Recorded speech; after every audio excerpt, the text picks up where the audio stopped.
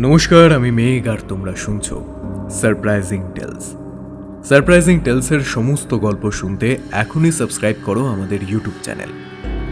পাশে থাকা বেল আইকনটা প্রেস করতে ভুলো না যেন। আজকে তোমাদের জন্য নিয়ে এসেছি এটি রোমাঞ্চকর থ্রিলার গল্প। আজকের গল্পটি কঠোরভাবে প্রাপ্তবয়স্কদের জন্য।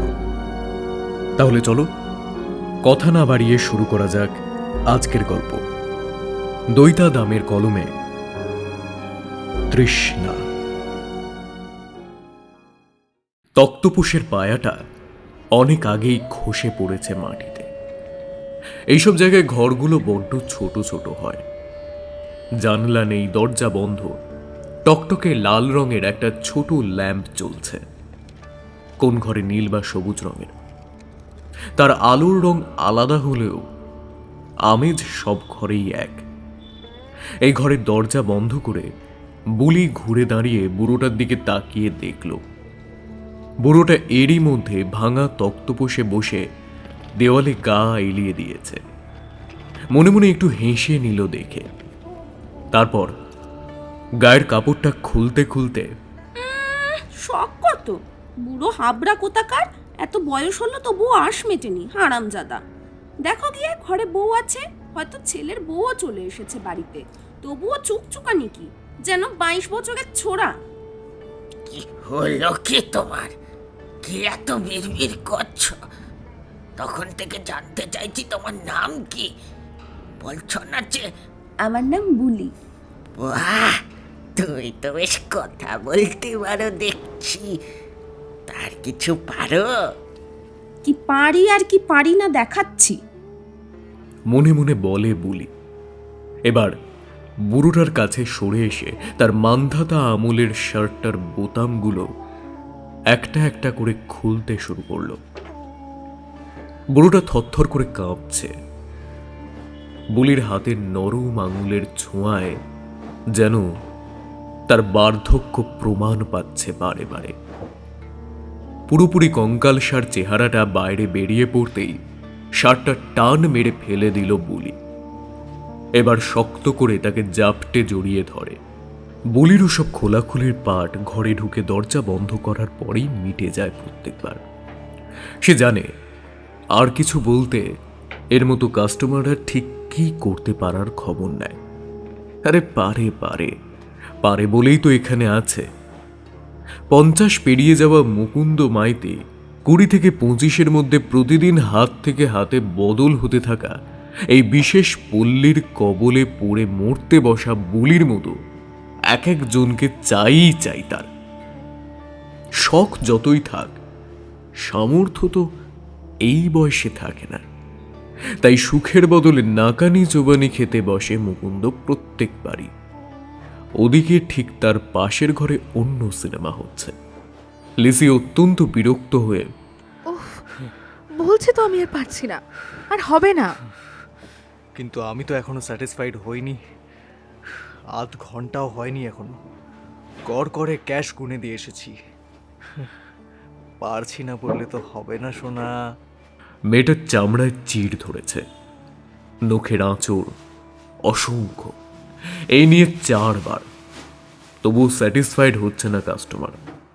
লিসি এবার উঠে দাঁড়ায়। বিরক্ত হয় লোকটাও।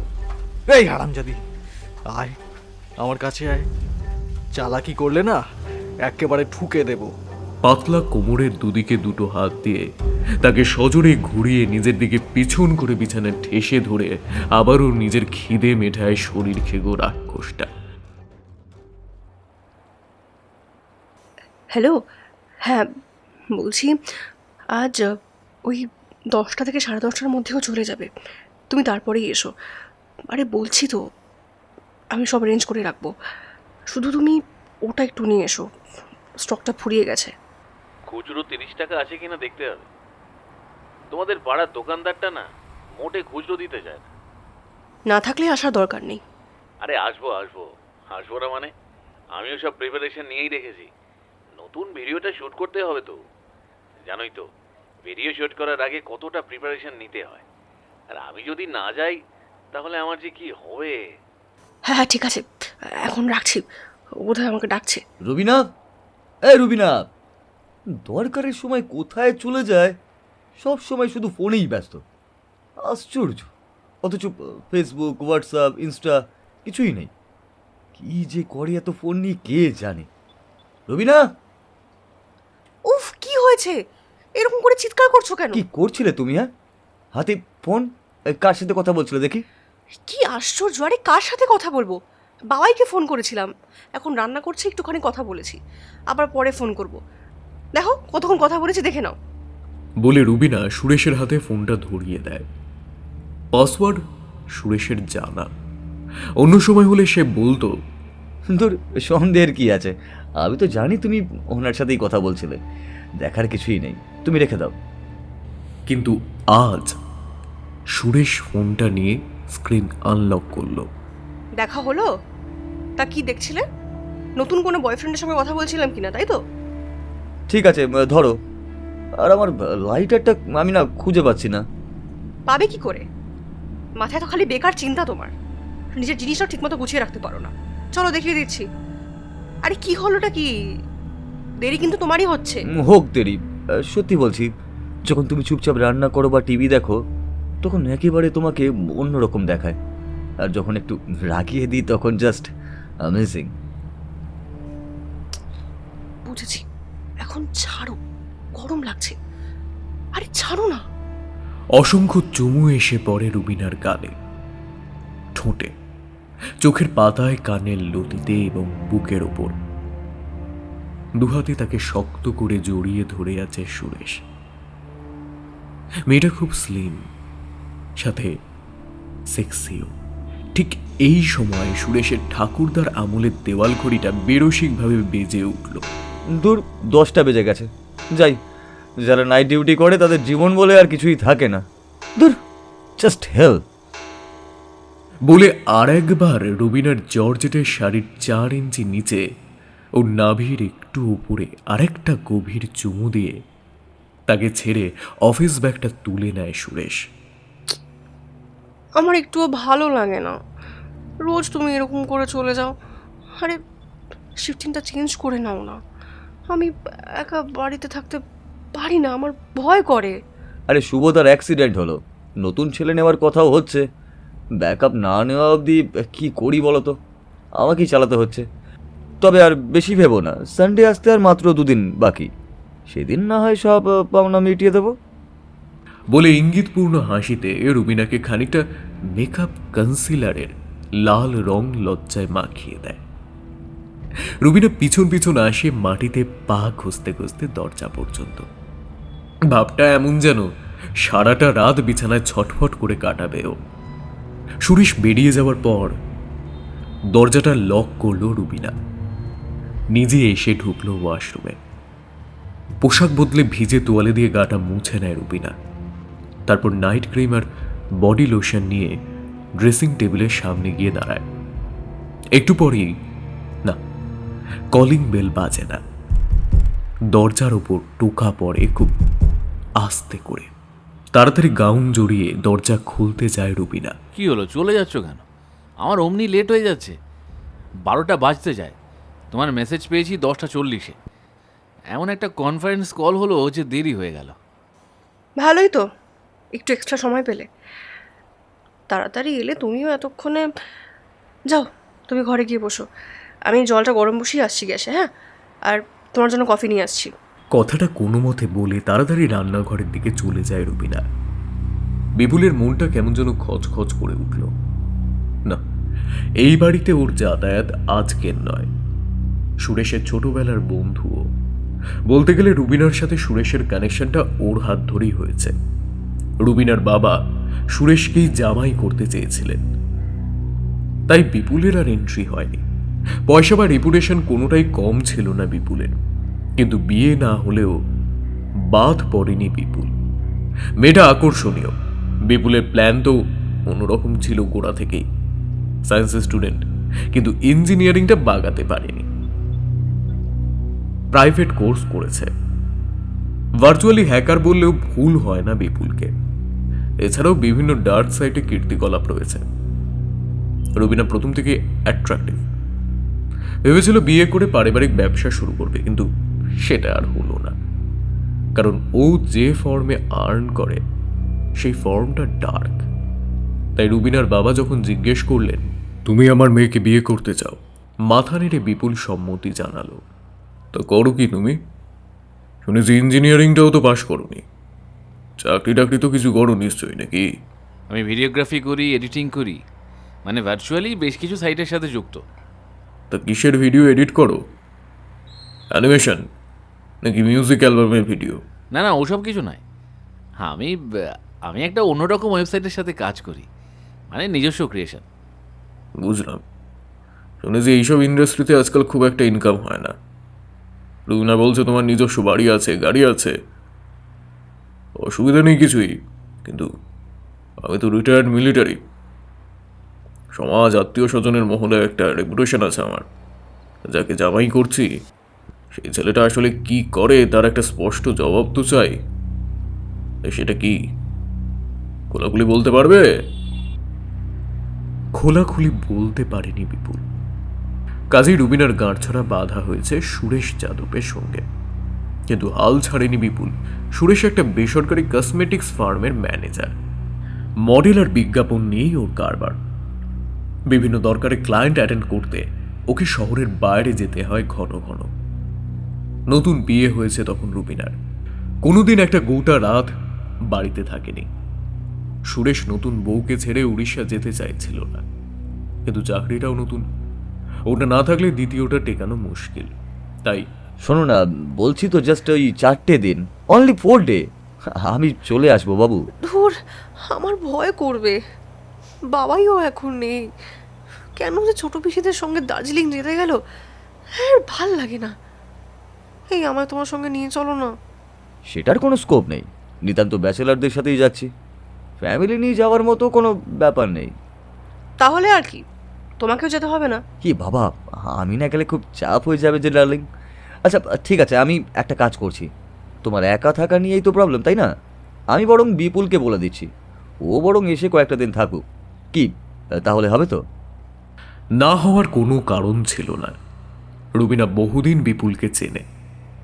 ছেলেটা হয়তো খুব ঠোঁট কাটা, কিন্তু খারাপ তো কখনো মনে হয়নি। বেসিক্যালি যারা মুখে মন্দ কথা বলে তারা কাজটা অতটাও মন্দ করে না। ঠিক আছে, বলো, ওই আসুক না হয়, বাড়িতে অন্তত একজন কেউ থাকুক। ওকে আমি ফোন করছি, এখন যাও, তুমি একটু রেডি হয়ে নাও, আমরা আজ ডিনারটা বাইরেই করব। বলে সুরেশ রুবিনার গালে একটা চুমু দেয়। রুবিনা পায়ে পায়ে পাশের ঘরে চলে যায়। হ্যালো, কিরে ব্যস্ত নাকি? শোন না, আমি 4 দিনের জন্য উড়িষ্যা যাচ্ছি। তো আমি কি করব? এখন তো বউ আছে, বউকে সঙ্গে নে। ঘোরার পার্টনারের তো অভাব নেই আর। আরে দূর, পার্টনারশিপের উপায় নেই, একদম সিঙ্গেলই যাচ্ছি। তুই একটা কাজ করবি, আমার বাড়িতে 4টে দিন একটু নাইট ডিউটি দিবি। হোয়াট? তোর বউকে ডিউটি দেবো, তাও নাইটে? 1 মাসও তো হয়নি বিয়ে হয়েছে, এরই মধ্যে তোকে রিজেক্ট করে দিল নাকি? আরে দূর, ওসব না, ও একা থাকতে ভয় পায়, আর ওর বাবাও এখন নেই, আর আমি তো সঙ্গেও নিতে পারছি না ওকে, আবার আমার যাওয়াটাও ভীষণই দরকার। তাই কিছু না, তুই জাস্ট ওই গেস্ট রুমে থাকবি, এটুকুই শুধু। বুঝতে পেরেছি, দারোয়ানি করতে ডাকছিস তো। ঠিক আছে, মাইনে দিবিই যাব। আচ্ছা আচ্ছা, পার ডে কত নিবি বল? দেখি তোর বউ কত জ্বালায়, যত বিরক্ত করবে তত দাম বাড়বে। শালা শুধু ফালতু কথা। এই এখন আমি রাখছি, পরশুদিন আমি কিন্তু ভোর 6টায় বেরোবো, ঠিক আছে? একটা অফ শোল্ডার ওয়ান পিস পরে পাশে এসে দাঁড়ালো রুবিনা। ও ওয়াও, লুকিং গর্জিয়াস। চলো। আহা, একটু পরে। আচ্ছা, এটা কি নতুন পারফিউম? বলেই সুরেশ রুবিনাকে শক্ত করে জড়িয়ে ধরে। খানিক সময় এইভাবে কাটিয়ে আরে চলো, এবার দেরি হচ্ছে তো নাকি? রুবিনা তারা খেয়ে ঘরের বাইরে বেরোয়। সে কাছেই রেস্টুরেন্ট, প্রায় আসে ওরা। আজ আবারও এলো। চাইনিজ অর্ডার করে খেয়ে বাইরে অনেকটা সময় কাটিয়ে যখন বাড়ি ফিরল তখন অনেক রাত। পরদিন সুরেশ তাড়াতাড়ি বেরিয়ে পড়ল, আর সে বেরোতে না বেরোতেই বিপুল এন্ট্রি নিল। রুবিনার চোখে তখন ঘুম ঘোর। হাউসকোটটা সামলাতে সামলাতে সে বলল, আপনি এত তাড়াতাড়ি চলে আসবেন ভাবিনি। তোমার বর বলেছিল আমায় তাড়াতাড়ি পজিশন নিতে, তাই যাই হোক, আমার ঘর কোনটা? এখনো আমার সকাল হয়নি, মাঝরাত বলতে পারো, একটু শোবো। হ্যাঁ হ্যাঁ, আসুন, দেখিয়ে দিচ্ছি। বিপুলের গাড়িটা সুরেশের গাড়ির পাশে গ্যারেজে জায়গা নিল, আর বিপুল জায়গা দখল করলো ওদের বাড়ির গেস্ট রুমটায়। সত্যি বেলা 12টার আগে বিছানা ছাড়লো না বিপুল। রবিনা তখন রান্নাবান্না সব হয়ে গেছে, এবার স্নানে যাবে, কিন্তু যেতে পারছে না। ও হয়তো বাথরুমে ঢুকবে আর তারপরেই ঘুম ভেঙে যাবে লোকটার। যদি কিছু দরকার হয়, বাইরে তো আর কেউ নেই, তাই বাধ্য হয়ে ওকে অপেক্ষা করতে হচ্ছে। দূর, কখন যে চান করব, তারপর পুজো আছে। আরে আশ্চর্য, এর থেকে একা থাকা ভালো ছিল। তখন কে ঘুমোয়? আমি ঘুমাই ম্যাডাম, রাত জেগে কাজ করতে হয় তো, তাই ঘুমটা লাগে, এই চার্জ বলতে পারো। ও, আপনি উঠেছেন? চা খাবেন নাকি একেবারে লাঞ্চ দেবো? হাসি ফোটে বিপুলের মুখে। সে বলে, তুমি যা দেবে তাই খেতে রাজি আছে। কথাটা বলার সময় অজান্তেই একটু লজ্জা করে রুবিনার। হাউসকোটটা সে এখনো ছাড়েনি। এইসব পোশাকের সুবিধা বা অসুবিধা যাই হোক, তাহলে শরীরটা ঢাকা যত না দেয়, ঠাড়ে ঠোরে দর্শককে বুঝিয়ে দেয় তার থেকে অনেক বেশি। এই লোকটার চোখে চিরকাল অপরিচ্ছন্ন চাওয়া আছে। সেই মুহূর্তে সেটা যেন খুব বেশি স্পষ্ট হয়ে উঠেছে। নিজের মুখে একবার হাত চালিয়ে রুবিনা বলল, আপনি ফ্রেশ হয়ে আসুন, আমি খাবার দিচ্ছি। বিপুল একটাও কথা না বলে জিভ দিয়ে একবার ঠোঁটটা চেটে নেয়, তারপর বাথরুমের দিকে যায়। সত্যি তোমার হাতটা যতটা সুন্দর, হাতের রান্নাটা তার থেকেও বেশি সুন্দর। তুমি খুব সুন্দর, মানে সেক্সি। হোয়াট? কেন, কিছু ভুল বললাম? তোমার বর বলেনি আগে এই কথাটা? ও আমার বর, আপনি আমার কেউ হন না। এই ধরনের কথা বলার অডাসিটি আপনি কোত্থেকে পাচ্ছেন? হ্যাঁ, আরে নই তো, কি হয়েছে? তুমি চাইলে টেম্পোরারি হতেই পারি। What do you mean? আমি তোমার মধ্যে ইউ স্কাউন্ড্রেল! বেরিয়ে যাও, বেরিয়ে যাও বাড়ি থেকে আমার। আমি আমি এক্ষুনি ফোন করছি সুরেশকে। তুমি যদি বরকে ফোন করো, আমি তাহলে ওকে হোয়াটসঅ্যাপ করব। কি পাঠাবো জানো? দাঁড়াও, তোমাকে দেখাই ডার্লিং, তারপর ডিসিশন ইজ ইয়োর্স। যা চাইবে তাই হবে, জাস্ট ওয়েট। এটা কি? হ্যাঁ, এটা কি? স্নানের ভিডিও। সাওয়ারের নিচে এক সেক্সি গার্ল মজা করে স্নান করছে। এটা তো তুমি, তাই না? কিন্তু এটা আমি, হ্যাঁ? হ্যাঁ? আমি তো কিছু বুঝতে পারছি না। সব বুঝিয়ে বলছি, তার আগে বলো তো, সুরেশকে কি ফোনটা করবে? মাথা ঘুরে পড়ে যায় রুবিনা। দুপুরে খাওয়া দাওয়ার পর ও একটু বারান্দার চেয়ারে বসেছিল। বিপুল ছিল ওর ঘরে। রূপচর্চা নামে একটা ম্যাগাজিন পড়ছে রুবিনা। দুপুরে সে ঘুমোয় না। ওসব পড়ার কোনো দরকার নেই, তুমি এমনই সুন্দর, যাকে বলে সেক্সি। পিছনে এসে দাঁড়িয়েছে বিপুল। রুবিনা মুখ তুলে দেখে শুধু একটা শর্টস পরে আছে লোকটা। গা খালি, কেমন যেন নেশা নেশা চোখ। এ কি আপনি? আপনার কিছু দরকার নাকি? হ্যাঁ, হ্যাঁ দরকার, তোমার সাথে একটু গল্প করতে এলাম, আর একটু প্রশংসা। প্রশংসা? কিসের? দাঁড়াও, আগে বসি। বলে অন্য একটা চেয়ার টেনে রুবিনার সামনে বসে সে। তারপর এই পর্ব। শাওয়ারের নিচে দাঁড়িয়ে রুবিনা স্নান করছে। খোলা চুল, নিরাবরণ শরীরে সাবানের ফেনা ধুয়ে যাচ্ছে অজস্র জলধারায়। আপনি আপনি জানোয়ার! কিন্তু আমায় এখন তুষ্ট না রাখলে, আমি রুষ্ট হলে তোমার সর্বনাশ হয়ে যাবে যে। এরপরই প্রস্তাবটা রাখে বিপুল। তারপর থেকেই শুরু হয় আর একটা পর্ব। সুরেশ যখন ট্যুর থেকে ফিরে আসে, তখন রুবিনাকে দেখে একটা তফাৎ টের পায়। সে বলে, কি ব্যাপার, তোমাকে এরকম দেখাচ্ছে কেন? ভয় সিটিয়ে যায় রুবিনা। কিরকম? হ্যাঁ, আচ্ছা, এই কটা দিন কি খুব ট্রাভেল গেছে? চোখের তলায় কালি পড়েছে, মুখটা শুকনো। এই খাওয়া দাওয়া করোনি নাকি ভালো করে? তবে ঠান্ডা লেগেছিল বলেছিলে, গলাটাও তো দেখছি এখনো ধরেই আছে। মেসেজে এইসব কথাই জানতে পেরেছিল সুরেশ। সত্যি ঠান্ডাটা লেগেছিল তার। তাছাড়া কথা বলার অবস্থাতে ছিল না রুবিনা এই কয়েকদিন। যখন ইচ্ছে যেভাবে ইচ্ছে ভোগ করেছে শরীরটাকে পিশাচটা। সে প্রতিবাদ করতে পারেনি, কারণ এরই মধ্যে সেই ভিডিওটার পাশাপাশি আরও অনেক অবস্থায় ভিডিও ভাইরাল হয়ে গেছে ওইসব সাইটে। রুবিনার মুখটা সহজে বোঝা যাচ্ছে না, কিন্তু চেষ্টা করে কেউ যদি বুঝতে চায় তাহলে সে বুঝতে পারবে। তাছাড়া অরিজিনালটা তো বিপুলের কাছেই আছে। রুবিনা যথেষ্ট সচেতন মেয়ে, তাকে ভয় দেখিয়ে ভুলিয়ে ভালিয়ে এইসব কিছু কেউ করতে পারে এই কথাটা বিশ্বাসযোগ্য নয়। বিপুল একটা স্ক্রিপ্ট দেখিয়েছে রুবিনাকে। তোমার বরকে কি বলবো লিখে রেখেছি, একটু শুনে বলো তো ঠিক আছে কিনা। ধরো তোমার বর এসে চার্জ করছে আমাকে, তুমি এর মধ্যে তার কানটা ভাঙিয়ে দিয়েছো। সে আমার বন্ধু, কিন্তু এখন শত্রু হয়ে গেছে। আমার কলার ধরে টেনে দেওয়ালে ঠেসে দিয়ে সে বলছে, তুই আমার বন্ধু, তোকে আমি বন্ধু ভেবেছিলাম, জানোয়ার। তুই আমার ঘরে আমার বউয়ের সাথে, তোকে আজ আমি মেরেই ফেলবো। তুই আমায় মেরে ফেল, তার আগে তো সত্যিটা জানা দরকার। আমি তোর বউকে ফোর্সফুলি কিছু করিনি, তো আর নাবালিকা নয়। যে চাইবে তাকে দিয়ে যা খুশি করাতে পারবে। যা হয়েছে ওর ইচ্ছাতেই হয়েছে, ওই ইন্টারেস্ট ছিল এই বিষয়টা। তাছাড়া ওর শরীরটা নিয়ে একটা এক্সপেরিমেন্ট করতে চেয়েছে। বিশ্বাস না হলে এই ভিডিওটা ভালো করে দেখ। দেখার কি আছে? এটা কি দেখার মতো জিনিস? তুই একটা নির্লজ্জ, তোকে আমি আজ। ঠিক আছে, দেখিস না, ইচ্ছা না হয়। শোন শোন শোন, বউ গান গাইছে। জোর করে কাউকে দিয়ে কিছু করালে কেউ এত খোশ মেজাজে গান গাইতে গাইতে কাজটা করেই বলতো।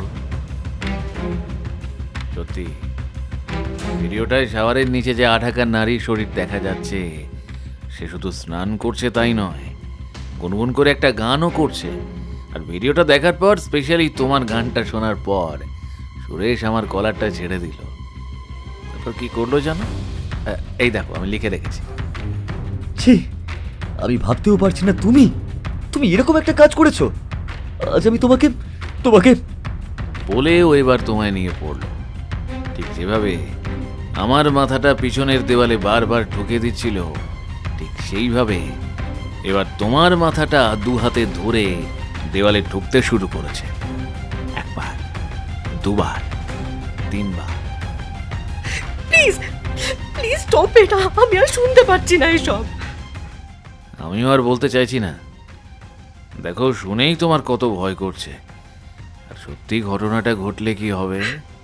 সুরেশকে প্লিজ কিছু বলো না, প্লিজ। বলবো না ডার্লিং, বলবো না। তুমি শুধু একটু আমার কথাগুলো শুনে চলো। সেই থেকে শুরু হয়েছে কথা শোনার পালা। সুরেশ আজ অবধি কিছুই জানতে পারেনি। অন্তত তেমনই ধারণা ছিল বিপুলের। রুবিনাও তেমনই ভাবত, কিন্তু মাত্র কয়েক ঘন্টা আগে ভুলটা ভেঙে গেছে ওর। নাইট শিফটে যাওয়ার আগে একটু ঘুমিয়ে নিয়েছে সুরেশ। সেই সময় রুবিনা ছিল পাশের ঘরে। সুরেশ ঘুম থেকে উঠে দেখল রুবিনা ঘরে নেই। নিশ্চয়ই রান্নাঘরে বা বারান্দায় আছে। সারা শব্দ না দিয়ে আচমকা পিছন থেকে গিয়ে ওর চোখ চেপে ধরলে মেয়েটা এখন অবধি খুব ভয় পায়। আর ওকে ভয় পেতে দেখে খুব মজা পায় সুরেশ। তাই সে চুপি চুপি ঘরের দরজা খুলে বাইরে বেরোলো। বারান্দায় তো কেউ নেই। রান্নাঘরে উঁকি দিয়ে দেখল না, সেখানেও কেউ নেই। ঠিক এই সময় একটা গুঞ্জন কানে এলো ওর। আজ আমি পারবো না, আজকে একটু লিভ চাইছি প্লিজ। তোমার সব কথাই তো শুনছি। আরে বাবা, আমি তো আর মেশিন নই, আমি তো মানুষ। অনেকটা ট্রাভেল যায় আমার উপর দিয়ে। ট্রাভেল কথাটা শুনেই সুরেশ গুটি গুটি বাথরুমের বন্ধ দরজার এপারে এসে দাঁড়ায়। শব্দটা ওদিক থেকেই আসছে। এই শব্দটার সঙ্গে ওর একটা আলাদা পরিচয় রয়েছে। খুব ঘনিষ্ঠ মুহূর্তে বেশি জোরাজুরি করলে এই শব্দটা রুবিনা ব্যবহার করে, নিস্তার পেতে চায়। এখন তাহলে কোন অর্থে শব্দটার ব্যবহার হচ্ছে? আগ্রহী হয়ে পড়ে সুরেশ। দেখো বিপুল, সহ্য করার একটা লিমিট আছে। কে চেয়েছে তোমার টাকা? এমনি তো এসব টাকা টাকা তো আর সবার সামনে ব্যবহার করতেও পারবো না। প্রশ্ন উঠবে কোথা থেকে এসব টাকা এলো। পুরনো একটা অ্যাটাচির মধ্যে টাকাগুলো লুকিয়ে রেখেছি, কিন্তু কি কাজে লাগবে ওটা? আজকাল যেরকম নোট বদল হয়, আজ আছে কালকে নেই, কোন দিন দেখবো পুরো সুটকেসটাই অচল হয়ে গেছে। টাকা শুনে সুরেশের ইন্দ্রিয়গুলো আরও সজাগ হয়ে যায়। ওদিকে রুবিনার গলা উত্তেজিত। হ্যাঁ, নাইট শিফট আছে, ও চলেও যাবে, কিন্তু আমি আজ আর তোমায় বাড়িতে ঢুকতে দেবো না। আই এম রিয়েলি সরি, আমি ভীষণ টায়ার্ড। হ্যাঁ দাও, সেন্ড করে দাও ভিডিওটা, তারপর আমিও দেখছি। কি আর হবে? হ্যাঁ, কি আর হবে? ও আমায় ডিভোর্স দিয়ে দেবে, ওকে ঠকিয়েছি সেই অ্যালিগেশন আনবে, কিন্তু তুমিও বাঁচবে না, ও তোমায় খুন করে ফেলবে। না না, বাবা এসব জানতে পারলে নিশ্চয়ই হার্ট ফেল করবে। না প্লিজ প্লিজ প্লিজ প্লিজ, আমি এই চাপটা নিতে পারবো না, প্লিজ।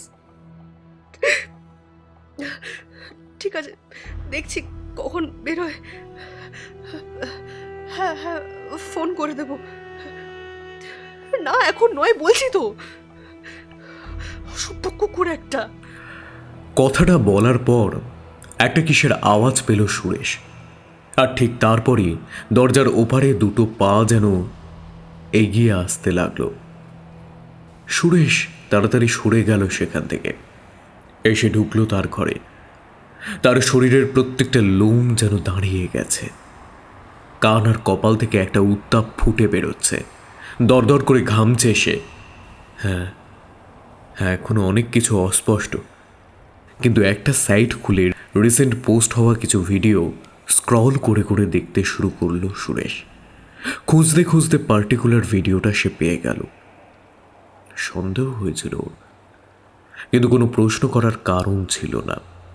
তাছাড়া একরকম ফিগার তো একাধিক মেয়ের থাকে, কিন্তু এখন আর কোনো ডাউট নেই।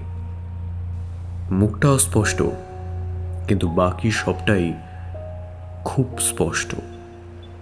টাকা, এই জোনে যারা কাজ করে তাদের টাকার অভাব হয় না। এমন কিছু কথা যেটা সবার সামনে এলে সুরেশ ডিভোর্স দেবে, খুন করবে বন্ধু বিপুলকে, আর সমস্তটা জানতে পারলে রুবিনার বাবা হার্ট ফেল করে মারা যাবে। ঘেন্নায় সুরেশের সারাটা শরীর গুলিয়ে উঠল। তুমি উঠে পড়েছো? নিপাট ভালো বউয়ের মতো সামনে এসে জানতে চাইল রুবিনা। হ্যাঁ, উঠে বললাম, আর কতক্ষণই বা ঘুমিয়ে থাকবো? সহজ কথা, তবু রুবিনার গা শিরশির করে উঠল। চা খাবে তো? হ্যাঁ, না, এখন আর চা খেতে ইচ্ছা করছে না। তুমি বরং একটু ঝাল ঝাল কিছু স্ন্যাক্স তৈরি করো। বলে সুরেশ ঘর থেকে বেরিয়ে গেল। তারপর গিয়ে বসলো বারান্দার এক কোণে। এখানে ওরই তৈরি করা একটা ছোট্ট ড্রিঙ্ক কাউন্টারের সামনে সব রকম ব্যবস্থা রয়েছে। ও নিজেই তৈরি করে নিল বরফ মিশিয়ে দু রকমের ব্র্যান্ডের ম্যাশ আপ ড্রিঙ্ক।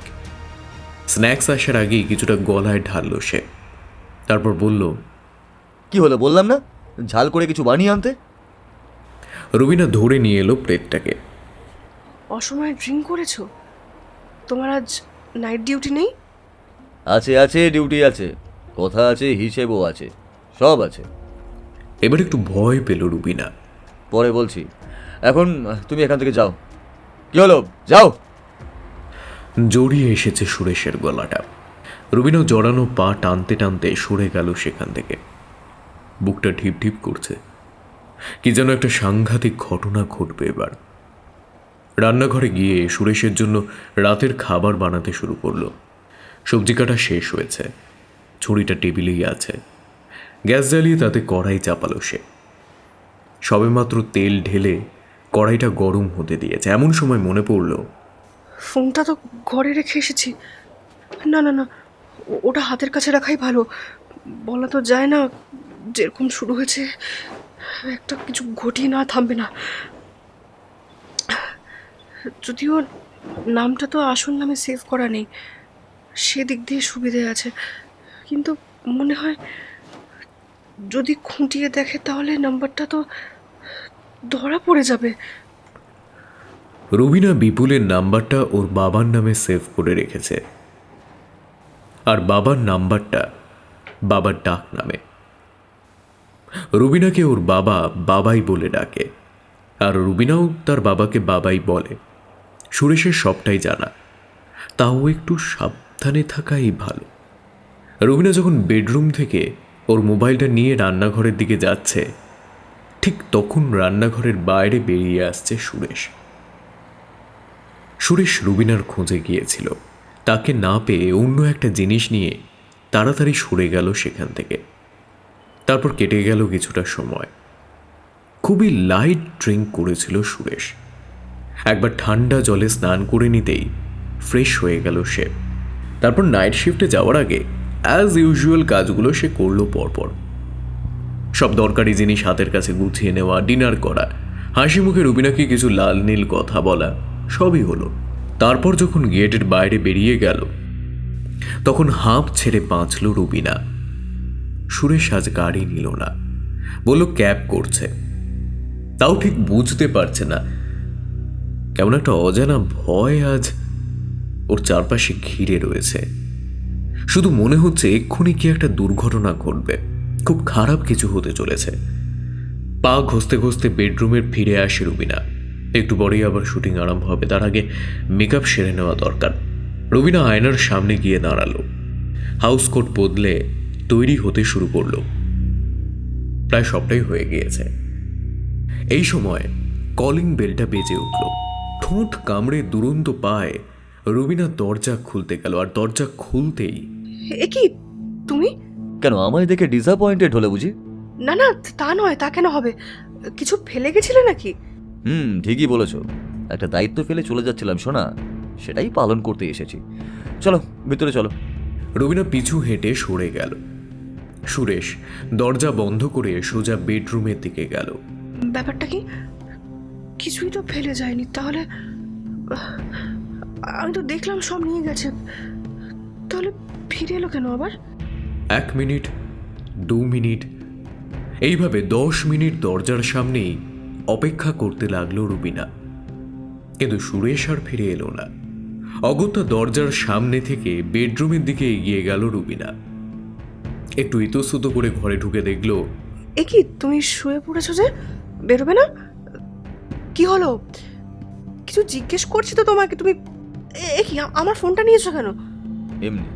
আমাকে দাও ফোনটা। কেন, খুব দরকার আছে? হ্যাঁ দরকার আছে। কথাটা বলেই রুবিনা ফোনটা নিতে গেল সুরেশের হাত থেকে, আর ঠিক তখনই সারা শরীর কেঁপে উঠল রুবিনার। স্ক্রিনে ফুটে উঠেছে বাবাই নামটা। তোমার বাবা ফোন করছে, কথা বলো, আমি রিসিভ করে দিচ্ছি। না। বলে অযথাই চিৎকার করে ওঠে রুবিনা। আরে এত চিৎকার করছো কেন? একটা ফোন এসেছে, তুমি কথা বলবে না? আচ্ছা ঠিক আছে, আমি না হয় কথা বলছি। না, আমি বারণ করছি তো। ফোনটা বেজে বেজে কেটে গেল। সুরেশ ফোন আনলক করে রিং ব্যাক করতে করতে বলল, ঠিক আছে, তোমায় আর কথা বলতে হবে না, আমি কথা বলি। দেখি ভদ্রলোক এত রাতে কেনই বা ফোন করলেন? ওনার তো আবার শরীর টরিরও খারাপ হতে পারে, তাই না? কথার মধ্যে থেকেই উল্টো দিক থেকে রিসিভ হয়েছে কলটা। স্পিকার অন হয়েছে এর মধ্যেই। স্পষ্ট রুবিনার কানে এলো, আরে কি করছো তুমি? ফোন করছি তুলছো না কেন? আমার কাছে তো কন্ডম নেই বললাম, ভাড়ার দোকানটাও দেখছি বন্ধ করে দিয়েছে। আর যদি না পাওয়া যায় তাহলে কি হবে বলো তো? কি যে করো, একটা ব্যাকআপও রাখতে পারবে না। আমি তো আসছি, রিস্ক যা হবে সব তোমার। Hello hello. ফোনটা বিছানার উপর ফেলে দিয়ে সুরেশ উঠে বসলো। ততক্ষণে পায়ে পায়ে দরজার দিকে যেতে শুরু করেছে রুবিনা। এক পা দরজার বাইরে। ঠিক এই সময় আরে কি হলো, কোথায় গেলে তুমি? দেরি হয়ে যাচ্ছে তো। কফিটা হলো নাকি? আমার খুব জল তেষ্টা পেয়েছে, একটু ঠান্ডা জল। তুমি তো জানোই ফ্রিজে আছে, নিয়ে নাও, আমি আসছি। দূর, সবসময় শুধু লেট আর ওয়েটিং। বলে বিপুল এগিয়ে যায় বারান্দার এক কোণে থাকা ডবল ডোর ফ্রিজটার সামনে। এ বাড়িতে সবই তার নখদর্পণে। দরজাটা খুলে সে ডিপ ফ্রিজের ভেতর থেকে একেবারে বরফের আস্তরণ পড়া ঠান্ডা জলের বোতলটা বার করে নিতে লাগলো। তার ঠান্ডা জল খাওয়ার অভ্যেস আছে। রাতে কাজ থাকলে রবিনা স্পেশালি তার জন্য একটা বোতল ডিপ ফ্রিজে রাখে। সেসব জানা আছে বিপুলের। অভ্যেস মতো ডিপ ফ্রিজের ডোরটা ওপেন করতেই এ কি? কি হলো? অত চিৎকার করলে যে, ভয় পেলে নাকি? চমকে পিছন ফিরল বিপুল। না না না না না না না তুমি তুমি তুমি আমার কাছে আসবে না। দৃশ্য দেখে এবং একটা চেনা অথচ অচেনা গলার স্বর শুনে বিপুলের গলা বুজে এসেছে আতঙ্কে। সে এখন দিশেহারা। তার চোখের সামনেই ডিপ ফ্রিজের মধ্যে রাখা হয়েছে একটা কাটা মাথা, রুবিনার মাথা। আর চিৎকার শুনে রান্নাঘর থেকে বারান্দায় ছুটে এসে বিপুলের পিছনে যে দাঁড়িয়েছে সেটা একটা মুন্ডুহীন ধর, সম্পূর্ণ নগ্ন রক্তাক্ত একটা মেয়ের শরীর। এরই গলার স্বরে চমকে উঠল বিপুল। রুবিনার নিজের গলাটা বদলে গেছে। বাতাসে মোহিনী হাসি ছড়িয়ে দিয়ে বিপুলের কাছে এগিয়ে আস্তে আস্তে রুবিনার গলাটা বলল, হ্যাঁ বিপুল, আমি। তুমি থামছো কেন? হ্যাঁ, তাড়াতাড়ি জল খেয়ে নাও, আমাদের তো লেট হয়ে যাচ্ছে।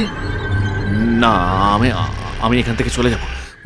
প্লিজ প্লিজ তুমি তুমি আমাকে ছেড়ে দাও।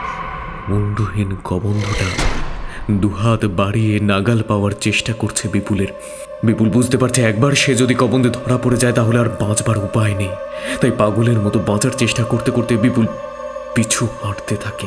আরে তুমি চলে যাবে কেন? আমাদের তো কাজ আছে।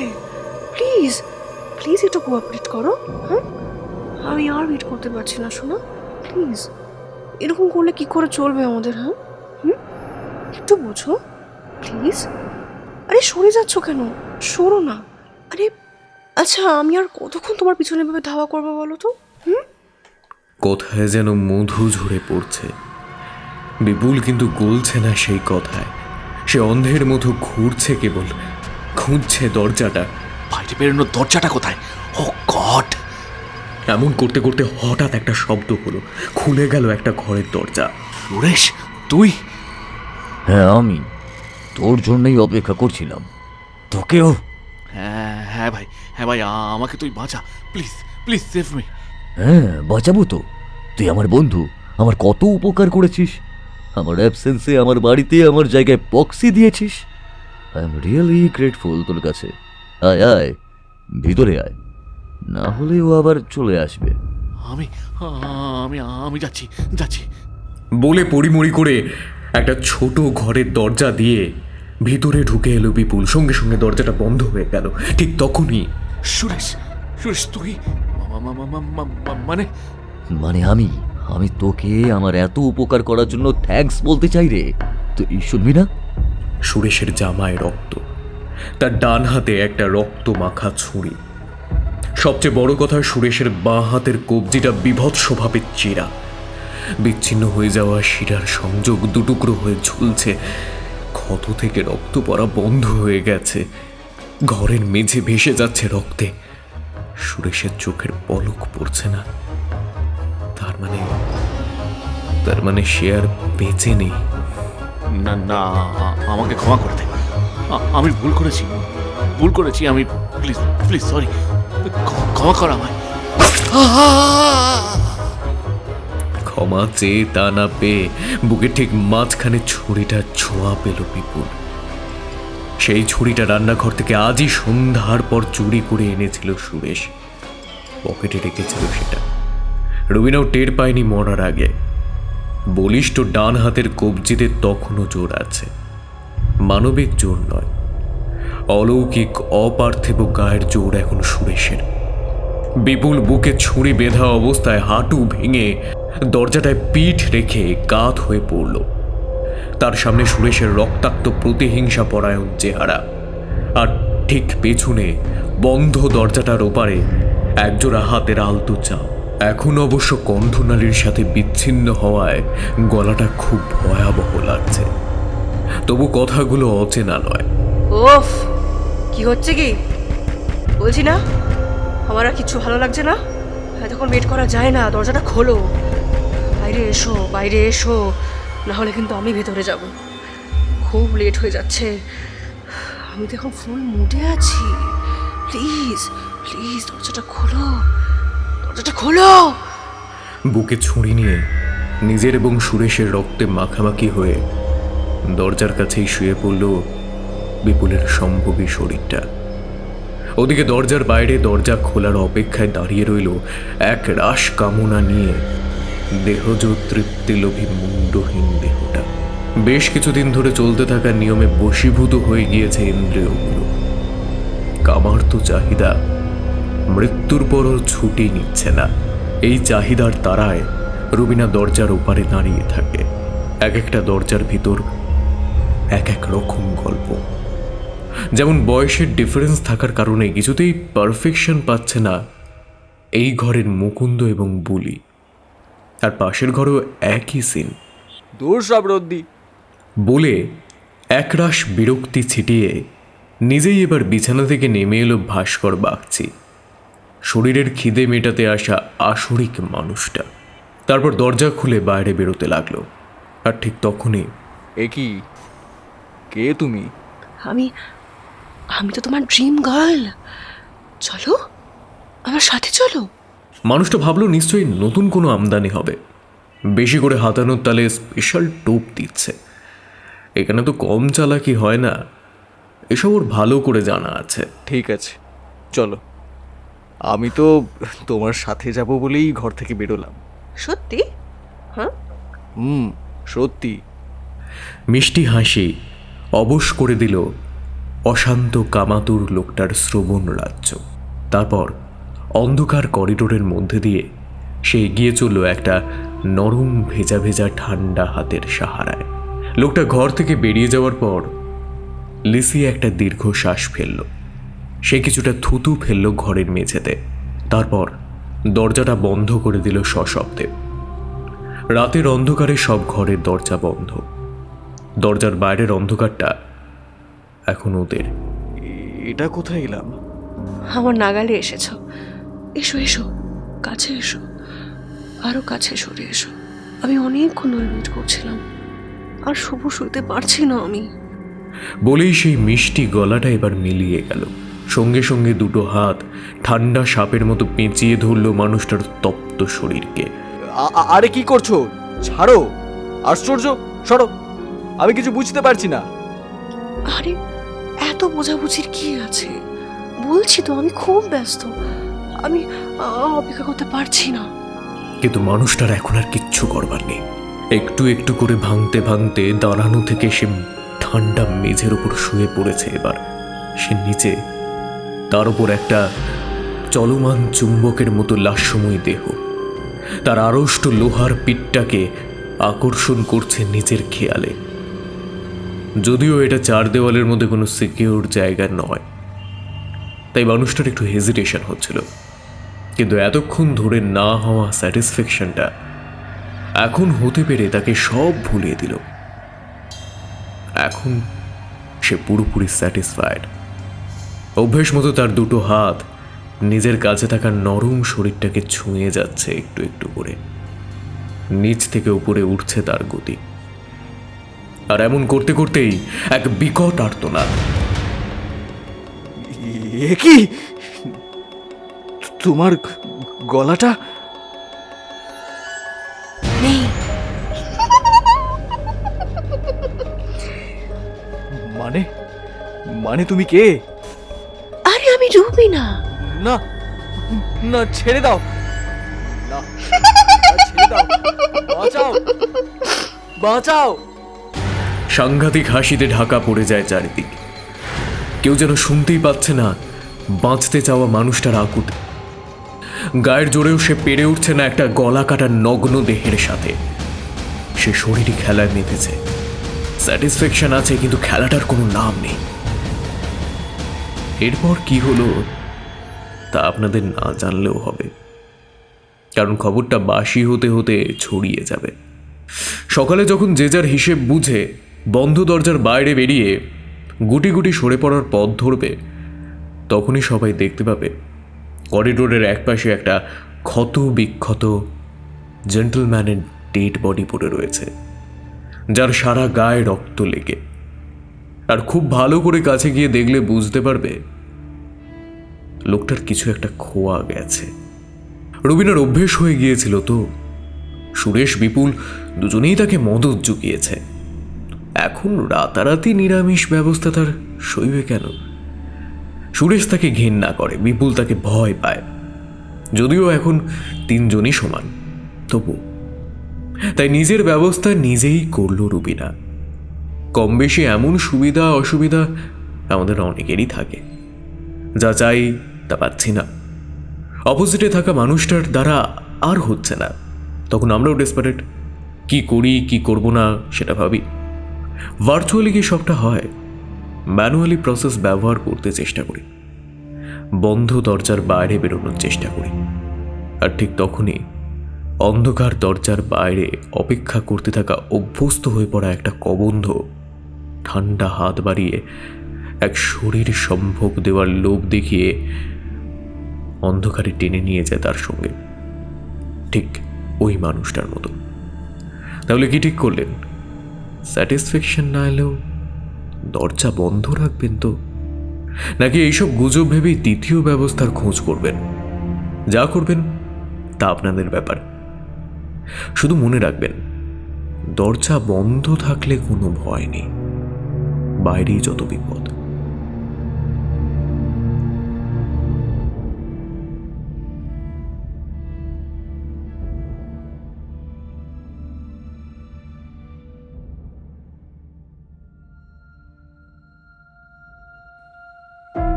কেমন লাগলো আজকের গল্প জানাতে ভুলো না কমেন্ট বক্সে।